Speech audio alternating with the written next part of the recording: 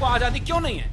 इस देश के अंदर हिंदुओं के साथ द्वैध दर्जे का व्यवहार क्यों है? किन पार्टियों ने किया है ये जो वेटिकन के जो दलाल हैं, जो विदेशी पैसे के दलाल हैं, उनके ये स्वर है, ठीक है ना। हमारा हिंदू समाज तो ये नहीं, हमारा हिंदू समाज तो धर्मशास्त्र के मार्गदर्शन के लिए हमारे पास आता है। ये सब इंडी गठबंधन के जितने लोग हैं, किसी ने सनातन के खिलाफ बोलने वालों का विरोध तक नहीं किया, उनको सांप सूंघ गया। तो ऐसे लोगों के साथ हम लोग कहाँ से खड़े हो सकते हैं? काशी विद्वत परिषद राजनीतिक संगठन नहीं है। काशी विद्वत परिषद हिंदुओं का संगठन है, धर्मशास्त्रियों का संगठन है, जिसके विद्वानों का कार्य है धर्मशास्त्रों की व्याख्या करना।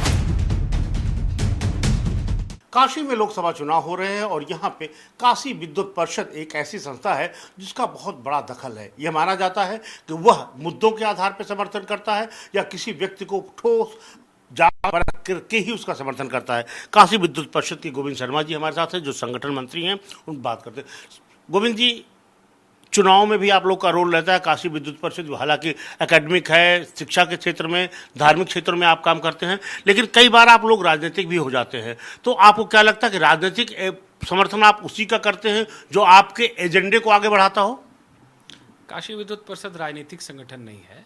काशी विद्वत परिषद हिंदुओं का संगठन है, धर्मशास्त्रियों का संगठन है, जिसके विद्वानों का कार्य है धर्मशास्त्रों की व्याख्या करना। जो धार्मिक प्रश्न है हिंदू समाज के, उसकी व्याख्या काशी विद्वत परिषद करती है।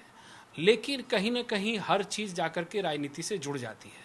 तो काशी विद्वत परिषद का कार्य है सनातन हिंदू धर्म की रक्षा करना, संरक्षण करना, उसका संवर्धन करना।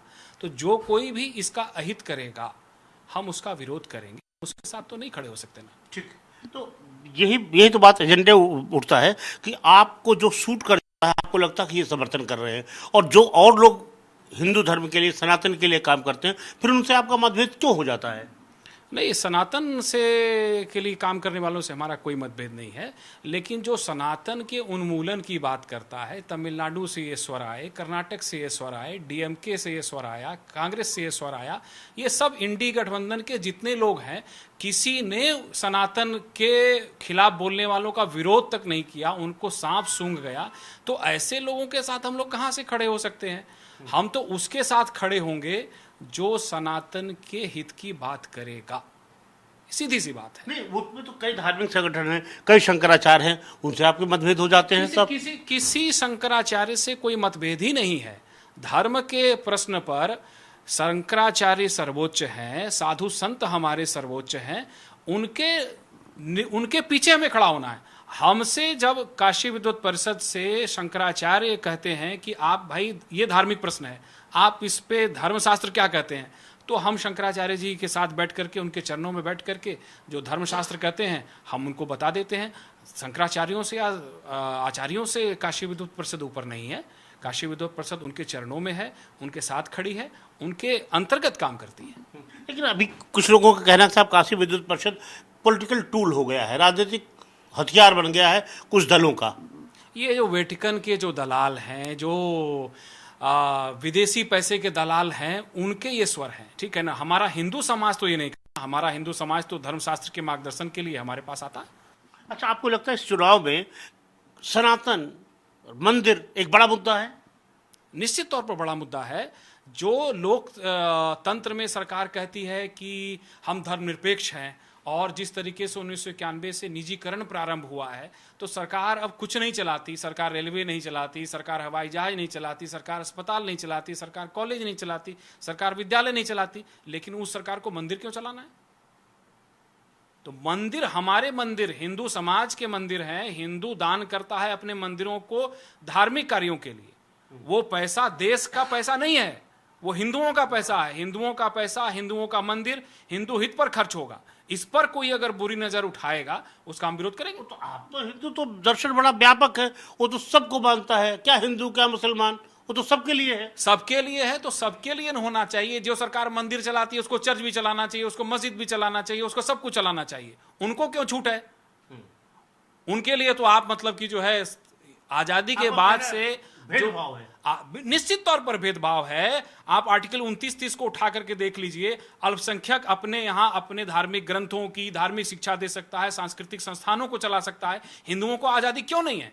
इस देश के अंदर हिंदुओं के साथ द्वैध दर्जे का व्यवहार क्यों है? किन पार्टियों ने किया है ये द्वैध दर्जे का व्यवहार? नहीं, पिछले 10 साल से तो मोदी जी हैं, योगी जी हैं उत्तर प्रदेश में, तो क्या दिक्कत है आपको? योगी जी हैं मुगल सराय, दीनदयाल उपाध्याय नगर हो गया, फैजाबाद अयोध्या हो गया, इलाहाबाद प्रयागराज हो गया, हिंदू अस्मिता वापस हुई है।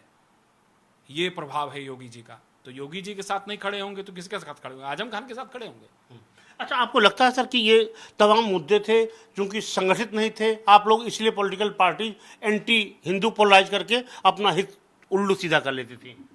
देखिए, हिंदू समाज एक समझदार पढ़ा लिखा समाज है, लोकतंत्र में आस्था रखने वाला समाज है, हुड़दंगियों का दंगाइयों का समाज नहीं है। इसलिए हिंदू समाज ने बहुत समय तक संयम के साथ राजनीतिक दलों को परखा, देखा, और जब उनको लगा कि अब तो ये इस रास्ते पर बढ़ चले हैं कि हिंदू मिट जाएगा। आप उठा करके देखिए, जो यूपीए का शासनकाल है उसमें एनएससी के अंदर कैसे कैसे कानून लाए जा रहे थे।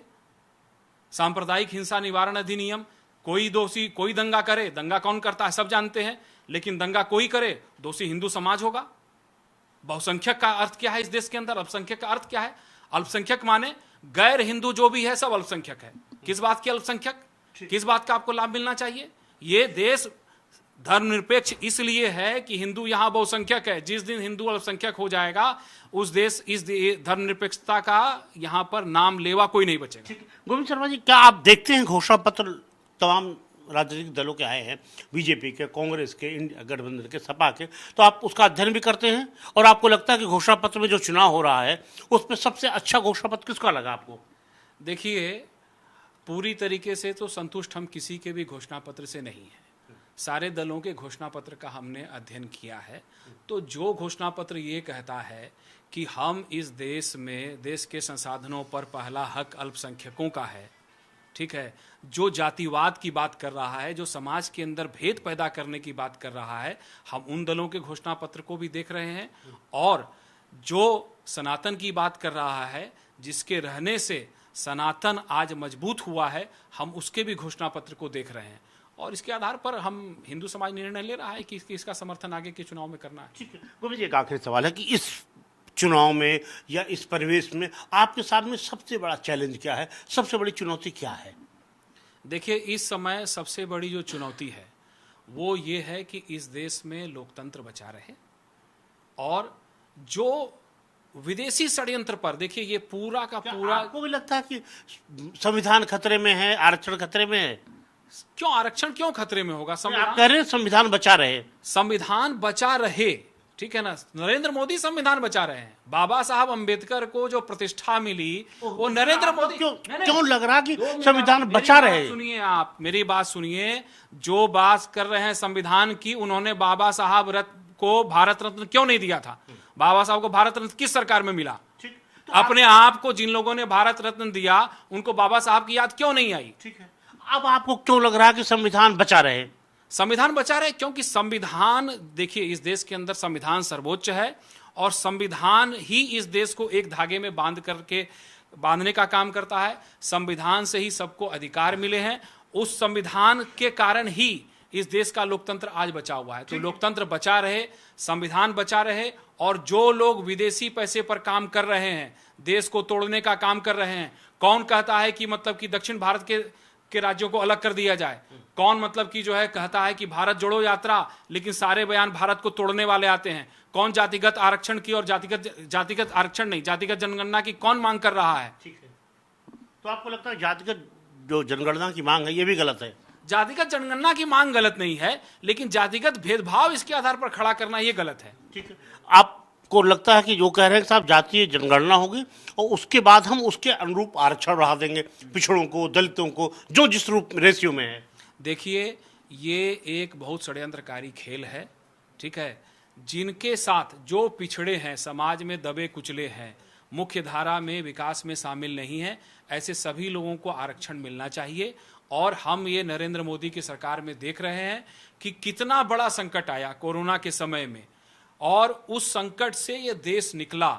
सबको वैक्सीन उपलब्ध कराई, न सिर्फ भारत को, दुनिया के तमाम देशों को भारत ने वैक्सीन उपलब्ध कराई, और सबको अनाज उपलब्ध कराया, भूखों नहीं मरने दिया।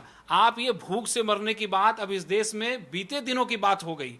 ये देश आगे बढ़ रहा है, और ताकत के साथ खड़ा हो रहा है। पूरी दुनिया भारत की ताकत को पहचान रही है। पिछले 10 वर्षों के नरेंद्र मोदी के शासनकाल का परिणाम है। ठीक है गोविंद जी, क्या आप जिस तरह आप बात करें कि सबको राशन मिल रहा है, भुखमरी एक ख्वाब हो गया भारतवर्ष में, तो कभी आपने सोचा कि इस पे भी चर्चा किया है विद्युत परिषद ने कि इलेक्ट्रल बॉन्ड पे जो बातें हुई, जो तमाम विपक्ष आरोप लगाता रहा, कभी आपको लगा कि साहब बेरोजगारी भी कोई मुद्दा है, कभी आपको लगा कि किसान की आय दूनी होने का वादा था, नहीं हो पाया? देखिए, हमारा सनातन धर्म का ध्येय वाक्य है सर्वे भवन्तु सुखिनः, सर्वे सन्तु निरामया। सब लोग सुखी हों, सब लोग निरोग हों, सब लोग शांति के साथ और मिलजुल करके रहें, ये सनातन धर्म है। और सबको अच्छी शिक्षा मिलनी चाहिए, सबको स्वास्थ्य सेवाएं मिलनी चाहिए, सबको जो है हर तरह का मतलब आगे बढ़ने का अवसर मिलना चाहिए, ये हम मानते हैं। और साथ में ये भी मानते हैं कि ठीक है, बहुत सारे लक्ष्य बाकी हैं, लेकिन नरेंद्र मोदी की सरकार इस दिशा में बहुत अच्छा काम कर रही है, सबको साथ लेकर के चल रही है। आप देखिए ना, इंफ्रास्ट्रक्चर देश के अंदर, विद्यालय देखिए, अस्पताल देखिए, आयुष्मान योजना देखिए, तमाम तरह की योजना। ठीक है, अच्छा एक आखिरी सवाल, आपको लगता है सर कि काशी बहुत कुछ बदल गया और मोदी के आने से कम काशी का तो कल्याण हुआ? काशी तो सनातन हिंदू धर्म का नाभि केंद्र है और इसको मतलब 1000 वर्षों से मुसलमानों के द्वारा, फिर उसके बाद तमाम विदेशी आक्रांताओं के द्वारा इसको मिटाने का पूरा प्रयास किया गया, लेकिन काशी है अविनाशी, मिट नहीं सकती। नरेंद्र मोदी के आने से काशी को फिर से इसका गौरव पुनः प्राप्त हो रहा है। बहुत बहुत धन्यवाद। गोविंद शर्मा जी जिन्होंने बहुत बेबाकी से अपनी बात कही और उन्होंने अंत में कहा कि काशी है अविनाशी। कैमरामैन वाहिद के साथ अखिलेश मिश्र, जनतंत्र टीवी, वाराणसी। हिंदुओं को आजादी क्यों नहीं है? इस देश के अंदर हिंदुओं के साथ द्वंद्व दर्जे का व्यवहार क्यों है? किन पार्टियों ने किया है ये जो वेटिकन के जो दलाल हैं, जो विदेशी पैसे के दलाल हैं, उनके ये स्वर हैं, ठीक है ना। हमारा हिंदू समाज तो ये नहीं, हमारा हिंदू समाज तो धर्मशास्त्र के मार्गदर्शन के लिए हमारे पास आता है। ये सब इंडी गठबंधन के जितने लोग हैं, किसी ने सनातन के खिलाफ बोलने वालों का विरोध तक नहीं किया, उनको सांप सूंघ गया। तो ऐसे लोगों के साथ हम लोग कहाँ से खड़े हो सकते हैं? काशी विद्युत परिषद राजनीतिक संगठन नहीं है, काशी विद्युत परिषद हिंदुओं का संगठन है, धर्मशास्त्रियों का संगठन है, जिसके विद्वानों का कार्य है धर्मशास्त्रों की व्याख्या करना।